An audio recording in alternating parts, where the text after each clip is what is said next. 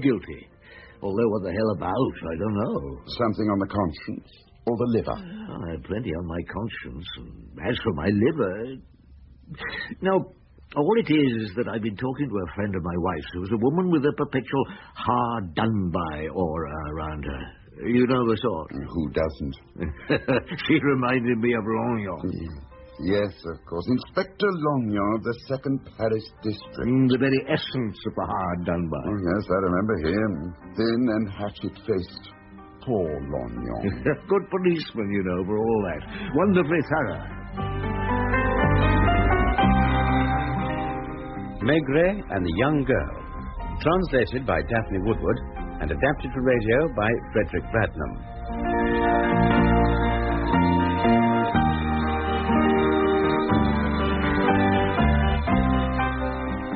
Didn't you have one particular case where you and Longyon followed one another around? That happened more than once.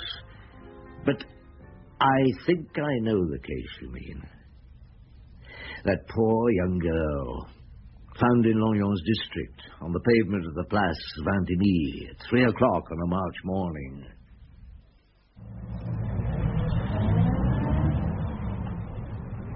This is the Place Blanche. The Place Vintimille is the first on the right, Chief. Good. I should be in bed. Do you know that, young Janvier? Yes, Chief. Oh, so should you. There they are. Oh, Lord. Of course. Chief? Inspector Longyon. It's his patch. There he is, looking as happy as ever. Shall I drive on? No, he's seen us. Was expecting us, probably. Have to face it.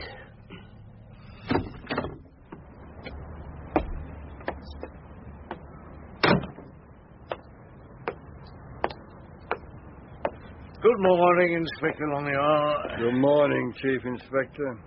Did they ring you at home? No, I was still at the Quai des Affaires when the call came through. Just thought I'd take a look. Oh, there she is. Very dead. Found about 10 minutes ago. Who is she? No handbag, no papers. One shoe's missing. Have you come across it? No, and she had no coat. An evening dress, isn't it? Bring the light nearer, will you? Mm-hmm. Good. She's pathetic. Poor kid. Poor little girl. Janvier. Yes, Chief? Get the photographer on, will you? The sooner we've a picture of her, the better. Right, Chief. Well, I'd say she wasn't killed here. You're probably right, Longyon. It's a funny place to dump a body, isn't it? Oh, it's quiet here. I'd say she came by car. Yeah, but a body would soon be found. If there was a car, why not put her in the river, find some waste ground, hide her? I've no idea. Oh.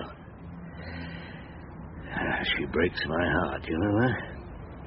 She's got the face of a sulky child. Do you know her? Well, if she's one of the street girls, she's very new. I know pretty well all of them, but I've not seen her. Well, we must find out who she is. I shall need your help. I thought you'd be taking the case over. Mind you, I'm not complaining.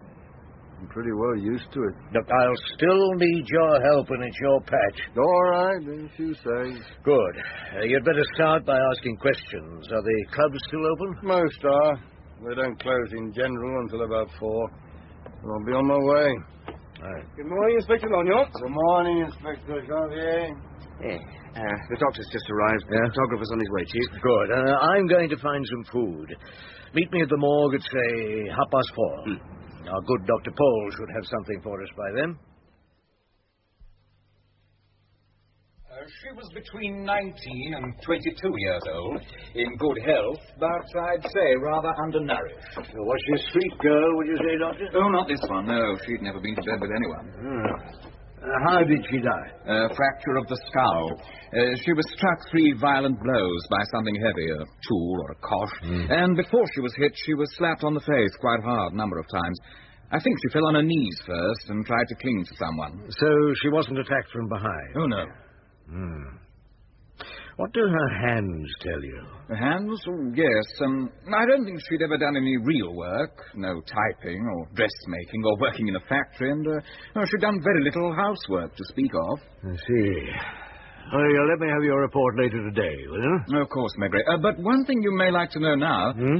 She had her last meal at about 7 last night. She died around 2 this morning, and sometime just before her death, she consumed a good deal of alcohol. Enough to leave her fairly unsober, I'd say. So, we have a dead, drunken virgin on our hands. Perhaps she'd been to a party, Chief. Yes, quite likely she had. Well, thanks, Dr. Bull. Thank you, Maigret. I'll find out what it was she drank and put it in my report. Right. Well, young Janvier, what do her clothes tell us? Something, Chief. The dress has a tag on it. Huh? Irene, 35, Rue de Douai. Just round the corner from the Place 20. Well, that's something indeed. Oh, little Subi dawn. I'm going to get some sleep. You too. A photograph will appear in the second edition. Somebody will recognize her, I hope. I'll get hold of Longyon, visit Irene's in the afternoon. This is the shop, Chief Inspector. Not exactly haute couture, is it?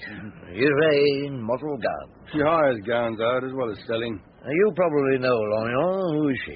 Elizabeth Kumar. There's not much you don't know about this area, is there? I didn't know the dead girl. Oh, who did?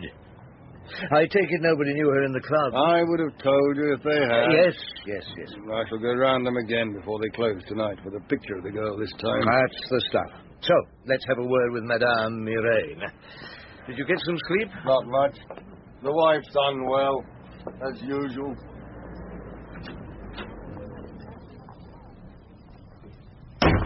Madame Irene? She's Mademoiselle. Who are you? Chief Inspector Maigret. Are you? I know who you are, misery guts. Shut up, you young cow. Where's Mademoiselle Kumar? Where'd you think after lunch? Well, go and wake her up. It's important. She won't like it. Nice girl. Yeah, she's her usual sort. Kumar calls them protégé. Saves them from the streets, I suppose. Did you see the pictures of the dead girl in the morning papers? Yeah, he's got one here. Very recognizable, even with the bruises. Somebody will know her. She's awake. Drinks like a fish. Yes, our dead girl had been drinking. Rum, Dr. Paul reckons. Why, I wonder? And who would want to kill such a child? Why? I never think of it. What good does it do? Very little usually, I know, but this girl, to know who she was... What are you after this time? This is Chief Inspector Maigret. Oh, I've heard of him. What's he doing with you? Inspector Longyon has a dress of yours. This one. Hired out, I'd say. Yes, I hired it out last night. I don't know her name, but I got a coat and dress because she'd no money for the deposit. Vivian, my pet, get her coat. Now, what time was this, mademoiselle? About 9. You're a fine figure of a man, aren't you? About 9. We don't close till 10. 8 till 10's our busiest time. Surprising number of girls suddenly find they need a dress for the night then. These are old things. Coat, homemade dress, handbag. Give me the handbag. Besides the dress, what else did you hire, mademoiselle? Oh, Dewey, how polite he is, old Longyon. A velvet cape and a little silver evening bag with a chain to it. Well, there's only a pencil and a pair of gloves in it. Well, naturally, she transferred things to the evening bag. What's happened to the cape and the bag? They've gone missing. The girl who hired them was killed early this morning. Oh, silly girl getting killed. Yeah. Have a look at her picture. You've no idea who she was? Oh, that's her. She got bashed up. Oh, I never knew who she was, but I remembered her, though, when she came in last night. So did Vivian, didn't she? The stuck-up thing she was. Like when she come in about a month ago for a dress.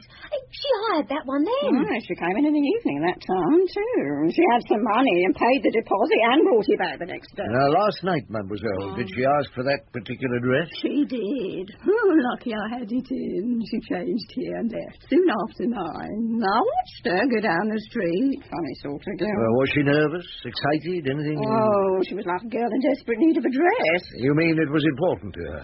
I mean, monsieur, it's always important to them. They're all the same. They must have a dress pronto or they'll die. She did. Come in. Good morning, Janvier. Anything? Morning, Chief. Nothing. Not a sausage. Oh, somebody must have known her. Must have lived somewhere. Well, she hired an evening dress. She must have gone somewhere in it. Pictures of her, descriptions of her, have now appeared in, how many? 5 morning papers yesterday and 6 this morning. Seen by millions, if we can believe the circulation figures. Oh, God, she's been dead for over 24 hours. Somebody must have missed her. Chief. Go on. I was thinking, if she was so hard up that she couldn't afford the deposit, even for a tatty old evening dress, she must have needed it to hire it for something really important, if you see what I mean. Something important like borrowing money? Yes, that makes sense. Yes, on the other hand, I asked Madame Maigret last night why a girl would behave like our girl. Now, she said that a woman can have a sudden desire to dress up without a serious reason. Like small girls do. That's it. Our girl, did she look that type to you, Chief?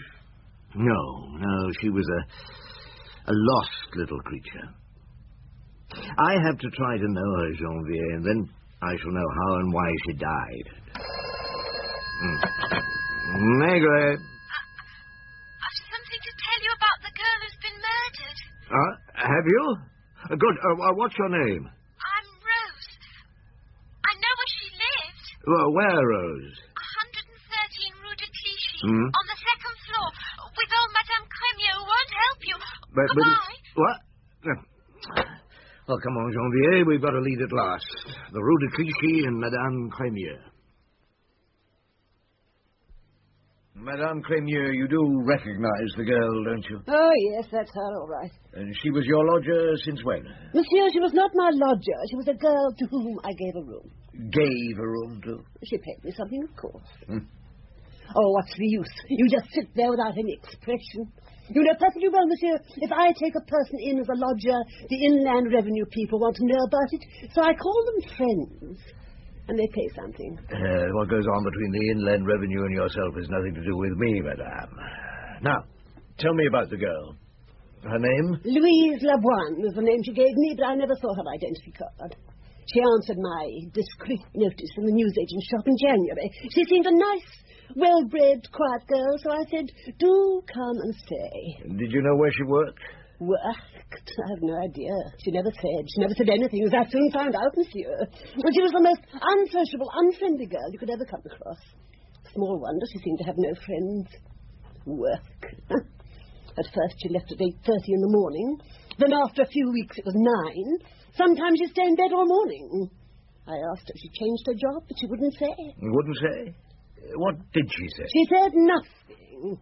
That was her way.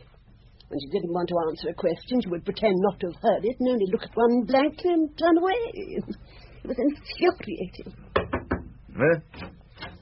Here's Rose, Chief. Thank you, Janvier. Come in, Rose. Madame Crémieux, this is Inspector Janvier. You're very young for an inspector, monsieur. Thank you, madame. And why is Rose with you? Rose, madame, was public-spirited enough to ring us and tell us where the dead girl lived. She had no right to interfere. It was no business of yours, Rose. Why not? Because you'd kicked her out? Because you didn't want anything more to do with her? When did you kick her out, Madame Crémieux? I asked her to leave 3 days ago.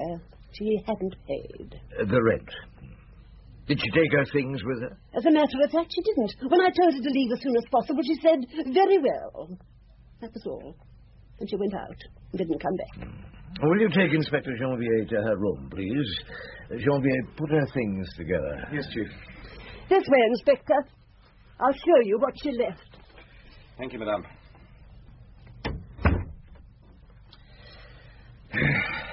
Well, Rose, come here.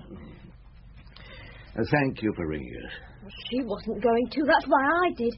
I overheard her talking to the concierge. Well, they must have been looking at the picture in the paper. And old Mother Crémieux said that was the wretched girl, all right. And she wasn't surprised she met a bad end, but she wasn't going to ring. She said the police were paid well enough without people doing their work for them. Well, so I rang. Tell me, Rose, did you know Louise well? Oh, no. Well, she sometimes used to smile at me. I worked for a family on the first floor, see, and, well, we used to meet on the stairs, and I used to see her sitting in the garden. Was she waiting for somebody? when nobody ever came. Well, she'd get up and go, and half an hour later come back and sit down. But I never saw her with anybody. She was so pretty, like a film actress. But she always looked unhappy, as if she never laughed. Do you suppose she knew she was going to die? No, Rose. I think it was her life that was unhappy. It's all here in our suitcase. What there is of it? Excuse me, Rose. Oh. Here we are. 2 slips, 2 pants, pair of stockings, dressing gown, hairbrush, box of face powder, some aspirin. It's pathetic, Chief. Yes. No letters, postcards? Nothing. That's all she had, except for one dress, a pair of shoes, and an old coat. And she behaved as if she was worth a fortune. She didn't even have a night dress. Look, did you discover anything about her, madame? Where she came from, if she had parents still alive? Once when I said something about the South, she implied that she knew Nice quite well. Nice? And you never saw her with anybody, and nobody came here? Nobody came or telephoned. She went out some evenings. To the cinema, certainly, because I found the tickets. Well, thank you. We'll take her things. Janvier, when you get back to the quay, put through a call to Inspector Ferret at Nice. Get them to put the photos in their papers. Right, Chief. I must meet old Longyon, see what he's dug up.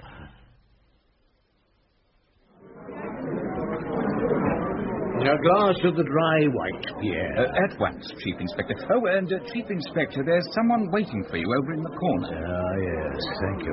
Longyon, what will you have? Whatever you choose, Chief Inspector. Of course. A cognac, then, Pierre. I'll bring them out, monsieur. Thank you. Have you been here long? Oh, it doesn't matter. I managed a few hours' sleep. Out all night? Until 5. Tell me about it. I did what I said I would. I went over the same ground as the night before, only more thoroughly. And this time I had the girl's pictures. Until 3 o'clock, 4 minutes past to be precise, I had no luck. White wine for you, Chief? Cognac, monsieur? Thank you, Pierre. Cognac? Probably goes straight to my head. Good. Ah, here's health. Here's hoping. Now, 4 minutes past 3, to be precise. Yes. Outside the Le Grelot, I spoke with a taxi driver, Léon Zirk. I showed him the photos, and he recognized her at once. On the night of her death, he was waiting opposite a new nightclub, the Romeo, in the Rue Caumartin. And? That night, the Romeo was the scene of a wedding party. Ah, was it? Oh, go on. I checked on it. Came across this newspaper cutting covering the event. It tells us that one Marco Santoni, the representative in France for a brand of Italian vermouth, married Janine Armenieux of Paris 2 days ago, and the wedding party was held at Romeo's. Santoni is not a member of the Italian mafia, I hope. I asked records, they've no trace of him. He's a rich man of 45, a member of the smart set, who's had many mistresses, but this is his first marriage. Right, get back to the dead girl. I was about to. The taxi driver, Léon Zirk, saw her leave Romeo's at 12:15. He asked if she wanted a taxi, but she ignored him. Well, it was night. Is he sure it was her? There's enough neon to make it like day around Romeo's. Zirk also noticed that she was wearing a shabby blue evening dress. And there's something else. Is there? Zirk was engaged a little later by a couple to go to the Étoile. And after he'd set them down on his way back, much to his surprise, he saw the girl walking down the Boulevard Haussmann, going towards the Champs-Élysées. He looked at his watch. It was almost 1 o'clock. Good work, Longyon. Now, I'm sure you checked at Romeo. I spoke to the doorman and the head barman, and they both recalled her well. The doorman let her in just before 12. She'd no invitation card, but said she was a friend of the bride's and looked so harmless. And once inside? The head barman noticed her at once. She was different from the smart set the other guests belonged to. At first, she stood by the bar watching the dancing, and then during the interval, she caught the bride's eye and went up to her, and they talked for some minutes. What was the atmosphere like? And Madame Santoni, it seems, was pretty reserved, cold even, and shook her head no a number of times, but she did put something into the girl's hand, something from her handbag. Money? The man couldn't be sure, but he thought it was. And soon after that, the girl left. With enough money on her to be killed for it? What was Madame Santoni's maiden name? Janine Armenu. Do we know anything about her? She's no record. We must get hold of her. She's at present on her honeymoon in Italy. So you've made some inquiry? I went to Santoni's flat in the Rue de Berry this morning and spoke to his manservant. Apparently Santoni met Janine 4 or 5 months ago. She didn't belong to the circles he moved in, and the fellow never has discovered where and how his master met her. I gather she's in her early 20s, hard-headed, attractive, with a temper, and was living at the Hotel Washington before her marriage. Santoni paid for the hotel. Did the manservant know Louise Labois? Louise Labois? Yeah. The dead girl. I'm sorry, old chap. I should have said before. No. We found where she lived, up to 3 days ago anyway, this morning. The girl recognized her picture and phoned us. She was known as Louise Labois, and it's possible she came from Nice, Janvier's chick. And this girl who recognized her knew all about her, I suppose. No, she never spoke to her. Nobody knew a thing about her. Now, I can only hope that your Janine Armenier will know something. Did the manservant know Louise? No. He was sure she'd never come to Santoni's flat. Well, thank you, Lorient. Fine work. Another cognac. No, thank you, Chief Inspector. I have a few more inquiries I'd like to make about Janine Armenu, where she lived before the hotel and so on. So, if you would excuse me. Yes.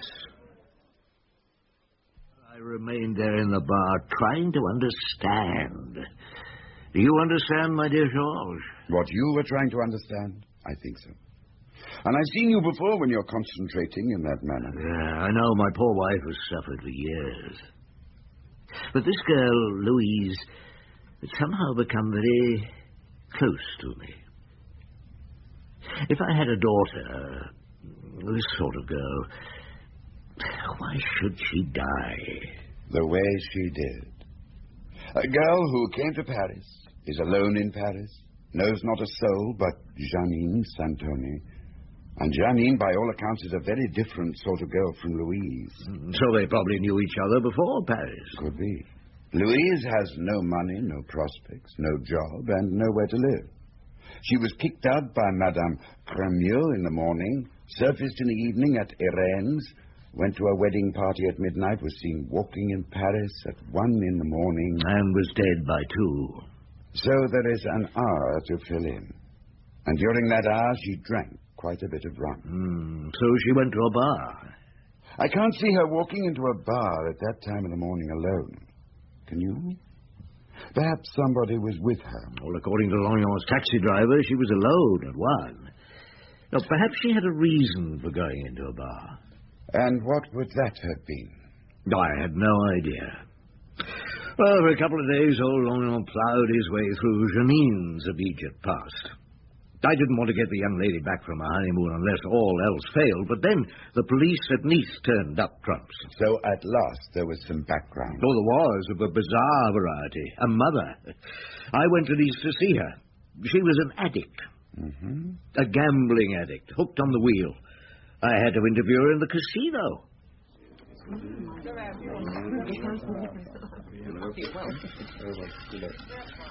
Dead, you say?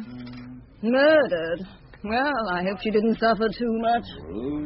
Oh, red again, and yesterday the black came up 9 times out of 10. She left home 4 years ago. I never heard from her more than a couple of times. She once sent me an address, care of a Janine, somebody or other. I never knew her. Janine? No. I used to be a dancer, you know. Oliver Gere, South America, Middle East. I met her father in Istanbul. A Dutchman. Julius van Kraam. Look, the black for once. I might break even today after all. Yeah, later. I found myself pregnant. I decided to have it. Louise was born here in Nice. 2 months after she was born, Van Kraam walked out one afternoon to buy cigarettes and never came back. I never saw him again. Oh, yes. Sent me money over the years. What's the news of Louise? I always wrote to him, post-restaurant, of course, to every city in the world. And last time I heard from him, about a year ago. Sent a large money order and wanted to know Louise's address, so I sent her the one in care of Janine, whoever. He was in New York. I don't know what he did, but I'm sure it wasn't honest. Red again. You're bringing me poor luck, Monsieur Maigret. There was your sought-for background, Jules.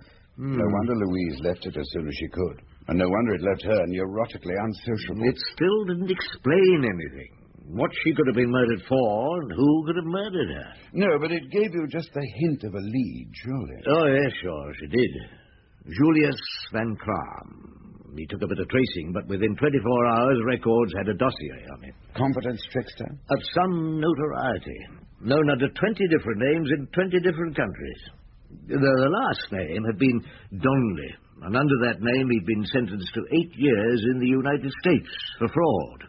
And he died in prison 9 months before his daughter was killed. He wrote asking for her address from prison, didn't he? Well, he wrote during the trial or just before. I spoke to the FBI, and they told me that the proceeds of Van Kraam's last fraud were never recovered. Over $100,000. So what was your next step, Jules? A criminal connection had been discovered, and one that the girl knew nothing of, presumably. But it led nowhere. Right. Now I had to speak to Janine Santoni, bring her back from her honeymoon. I thought she might be cross, so I sent Longyon on ahead to see her first. I myself turned up half an hour later. She was an aggressive-looking redhead with a magnificent figure and a magnificent temper to match. So you finally condescended to make an appearance, Monsieur Maigret. I'm sorry, Madame Santoni. I'm sure Inspector Longyon has explained. Oh, I have explained, Chief Inspector. Madame Santoni, however... has refused to answer any questions. Now, why won't you answer Inspector Longyon's questions, Madame? Have you something to hide? Of course I have. What woman hasn't? Well, my questions were not at all personal, I can assure you, Chief Inspector. They referred entirely to her relationship with the dead girl. I didn't answer his stupid questions because I felt that a woman of my social standing should be questioned by the leading Chief Inspector, not by a subordinate. Social standing, yes, of course. Inspector Longyon is not strictly a subordinate of mine. He is from a different district. The district in which Louise Laboine was found dead. Well, the man looks like a subordinate. The Chief Inspector was only being tactful. The Chief Inspector will become less tactful unless you both stop being ridiculous. Good. Now, Madame, how old are you? Hardly a day over 20, I'd say. 21, monsieur. And do you want the age of my grandmother? In a moment. I shall call you Janine. It suits you. Tell me about Louise, Janine. Have you known her long? 4 years. She was 16, I was 17. We both left home. We met on the night train from Nice to Paris. We had to sit up all night, so we told each other our life stories. In Paris, at first, you stayed with your aunt in the Rue de Chemin Vert. You left after a few months after a quarrel about a girl whom your aunt found under your bed. So, you've seen my aunt, have you? Well, you don't want to believe all she said about me. Look, I didn't come to Paris just to work in an office or a shop, or to marry a clerk or a shop assistant. The girl under your bed, I take it, was Louise. Naturally. Everything connected with Louise was disaster. She lost the job she had in the shop in no time. She said the boss made a pass at her. So she was slung out of her cheap hotel. She turned up at my place and asked to stay. I hid her in my room, and when my aunt came in, she went under the bed. My aunt might have taken pity on her, but when she found Louise, being Louise, she wasn't even apologetic or anything, just coldly matter-of-fact, insolent almost. You then took a flat in the Rue de Ponthieu. And Louise came too. I didn't want her. It wasn't always convenient for me to have her there. She didn't seem to mind. She'd sit in the tiny kitchen for hours. Did she find another job? Oh, she had various jobs, none of them any good. None of them lasted more than a few weeks. Louise wasn't trained to do anything, and I honestly think she didn't want to do anything. Oh, she was pathetic, Monsieur Maigret. People said she was shy, but that wasn't the truth. She had no love for life. Perhaps that was what it was. How long did you stick together, Janine? Almost 3 years, and stick is the word as far as Louise was concerned. She never paid a penny towards the rent, and, in the end we weren't on speaking terms. Then I met Marco, my husband, and I moved out and went to a hotel. So she had to leave the flat. I don't know where she went, and I didn't care. Did you see her again before the night of the wedding? No. But she tried to see me. My husband took me to Maxime's a lot, and that got into the gossip columns. She turned up there one evening, the head waiter told us, wearing a tatty old blue dress. Oh, typically Louise. Asked for us, and when she was told we weren't there, just walked out without a word. She came to your wedding party in the same dress. It was hired. And it looked like it. She wasn't invited, of course. Oh, she looked quite awful. Now, what did she want? Money, of course. I tried to tell her I couldn't help her now I was married. It was different. My husband didn't want me to have anything to do with her in future. But you gave her something, didn't you? What I had in my bag, and I told her about the letter, which is why she left at once, I imagine. A letter from the United States, was it? I don't know. This one was left by a man. I was coming to the letter, Chief Inspector. You do dig around, don't you? Doesn't he? He's a good detective.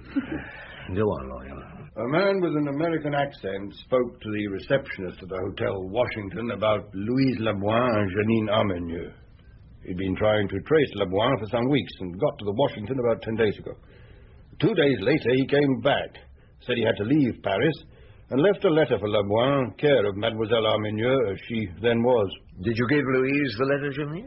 How could I? I had no idea where she was, and I didn't have it with me at my wedding. But you do still have it. Somewhere in the flat. I was preparing for my marriage, monsieur. My husband made me open it, though. He was suspicious of it. Italian men are very jealous. Now, what did it say? Oh, roughly, not word for word. I have a very important message for you. I must see you as soon as possible. Ask for me, Jimmy, at Pickwick's Bar in the Rue de l'Étoile. Oh, and then there was a sort of postscript. I have to leave Paris. I'm leaving the paper with a man who runs Pickwick's, Albert. He'll ask you to prove your identity. It's important. That was all. Well, go to Pickwick's Bar. I know Albert. He has a record. The bar is used by some of the Corsican fraternity. Get what you can out of him. I'll be along as soon as I can. I'll have a Pernod, Albert. Yes, Monsieur Maigret, Pernod. Where is he? Oh, Lognon? We left 10 minutes ago. Huh? Where did you send him? I sent him nowhere. Pernod, Monsieur. Thanks. Now, did you recognize the dead girl from the photo in the papers? Oh, don't often bother with the papers. When she came in here on the night of her death, was the place full? Monday? Oh, very full. At about 1 o'clock. I didn't look at my watch. What did she do? She sat down on the stool at the end of the bar.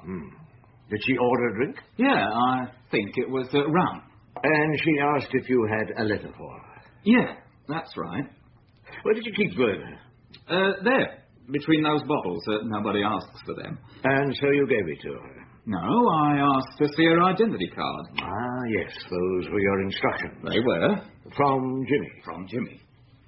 Did you tell Inspector Lognon this? Most of it, if he asked. So you gave her the letter once she'd identified herself? That's right. Her identity card was in her handbag, was it? Where else?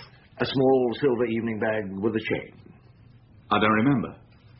Did she open and read the letter in the bar? No, she went downstairs. Where the toilets and the telephones are. And then she came back. Yeah, to the bar. And ordered another drink. No, the American did for her. The American? Not Jimmy? Not Jimmy. A tall, young chap with a lot of red hair. Did this tall, red-haired American have a name? Frank. He used to follow Jimmy around. But when Jimmy went back to the States, Frank stayed here. Well, he was here that night. And he picked Louise up. Did she seem to mind? She let him buy her a couple of drinks, and they talked. Did they leave together? Yeah. What time? Oh, I guess I'd say coming up to 2. Have you seen this tall, red-haired American since that night? Oh, he hasn't been in this bar. Have you any idea where he is? I told old Lognon. The American asked me about Brussels. He said he was going there. He wanted to know about an hotel. I told him I always stayed at the Palace by the Gare du Nord. I see. Get your coat, Albert. Lock up the bar. You're coming with me to the Quai des Orfèvres. Do you want Albert Falconian now, Chief? Yes, Janvier. Have you traced Lognon in Brussels? Yes, Chief. He's at the Palace Hotel. And he's not found the American? No, not one that fits the description, Chief. I didn't tell him there wasn't one, but I think he guesses. I only said you'd made an arrest. Oh, that went down like a lead balloon, I'm sure. He didn't ask who, just said he'd get the night train back. I'll bring our friend Albert in. It'll take me a long time to live this down in Lognon's eyes. It was his own daft fault believing stories about tall, red-haired Americans rushing off to Brussels to find them. But it'll be me who'll feel responsible. And guilty. Here he is, Chief. Come and sit down, Albert. No, you stay, Janvier, and shut the door. Right, Chief. Now, Albert. The truth? How did you guess? I didn't guess. I knew at once. I would have swallowed your story. It was a good one. If I hadn't known the girl. You knew the girl? Knew Louise Laboine? After her death, Albert, I got to know her. To know her well enough to be sure she would never have behaved in your bar as you said she did. No, Albert, Louise would not have sat at the bar as other girls do. She would never have considered going downstairs, fighting her way through the crowd to read the letter. She wouldn't even have thought to open it until she was outside. I nearly said home, but she didn't have a home to go to. And finally, she would never have allowed a man to pick her up, buy her drinks, take her off. Not even a tall, red-haired young American, Albert. No. She slipped into the bar, seeing nobody, ordered a drink and took it to a table. Drank it slowly without paying attention to anybody. Then she went back to the bar, ordered another drink, asked you, Albert, for the letter, showing her identity card. You gave it to her, and you probably said, "Don't open it here," although you had no need to. She took the letter and the drink back to the table. I think she felt something was wrong. She would. She felt threatened, and she had to have one or two more drinks before she could find the courage to leave. So she was a little drunk, and her senses were not so prickly when she left, probably to find a cheap hotel for the night. You know the rest. You must have been there. I have been since her death. What did the letter say, Albert? It was from her father. He asked her to forgive him for his neglect of her, and he said he'd be dead by the time she received this letter. He went on to tell her to get a passport, go to the United States, to an address in New York where there was a great deal of money awaiting her in banknotes. But as nobody knew her, she must turn up with the letter and her passport. You had the letter? All you needed was her identity card to get a passport in her name. We didn't mean to kill her. No. I'm sure you didn't. Who were the others? Bianchi, the Corsican, and Tattoo Jack. Oh. Well, they were outside in a car. They let her get on a bit, drove past her, stopped, and waited for her to come up to them. Bianchi got out of the car and made a grab at her handbag, but the chain on it was around her wrist, so he tried to pull it free. She struggled, fell on her knees. Well, she looked as if she'd screamed, so Bianchi slapped her face. All she did was cling on to him and start moaning for help, so the fool lost his nerve and coshed her. But too hard. He didn't mean to kill her, but he's a big chap. I know he is. So they bundled her into the car, got the handbag, and dumped her out at the Place Saint-Denis. Why there? That's what I asked. They said, dressed like she was, she fitted the Montmartre district. Fitted in with the girls. Yes. I suppose she did. Poor kid, she was always a loser. If that evening bag had not had a change... All right, take him away, Jean-Pierre. Yes, sir. Oh, Albert, I nearly forgot. I owe you for the pair now. Have it on the hour. No, I'd rather not. Yes. Keep the change. Oh, thank you, monsieur. The end of a sad case, George. Yes, indeed. I take it you tied it up at the American end. The FBI did, but only just in time. When the girl used to impersonate Louise turned up to collect, the FBI were waiting. It was a lot of money. Louise could have bought herself a new life. With a new dress. Yes, a new dress. Even crime didn't pay for Louise. I take it Longyon arrived back from Brussels in one piece. I didn't wait around to see. What you mean is you were coward enough to keep out of the way. Well, I did have some leave owing, but Longyon's report was a joy. In what particular way? He never for a moment admitted he was sent on a fool's errand. Perhaps he still believes in the tall, red-haired American. Have you never asked him? Oh, you must be joking. You were quite right, of course. To discover how poor Louise died, you had to know how she lived. And if Longyon had understood that, he'd never have rushed off to Brussels. She's haunted